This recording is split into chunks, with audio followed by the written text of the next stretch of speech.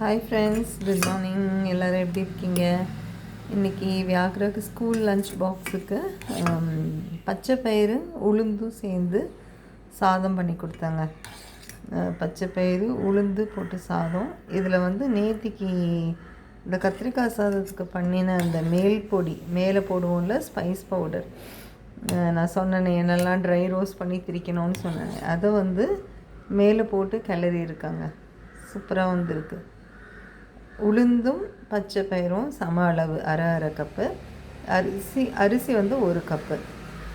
இது நல்லெண்ணெய் விட்டு தாங்க பெரட்டணும். நிறைய நல்லெண்ணெய் விட்டிங்கன்னா, உளுந்து கூட நல்லெண்ணெய் சேர்ந்ததுன்னா நம்ம எலும்புக்கு ரொம்ப பலம், போன்ஸுக்கு நல்ல ஸ்ட்ரென்த்து கிடைக்கும்.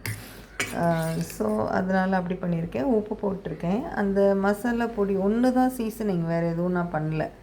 கடுகு தாளித்து கொட்டிட்டு, நல்லெண்ணெயில் கடுகு தாளிச்சிட்டு, கருவேப்பிலை தாளிச்சிட்டு, கொஞ்சம் பெருங்காய பொடி, இந்த நேத்திக்கு நம்ம பண்ணின இந்த மேல் பொடி, கத்திரிக்காய் சாதத்துக்கு செஞ்ச மேல் பொடி, அவ்வளோதாங்க.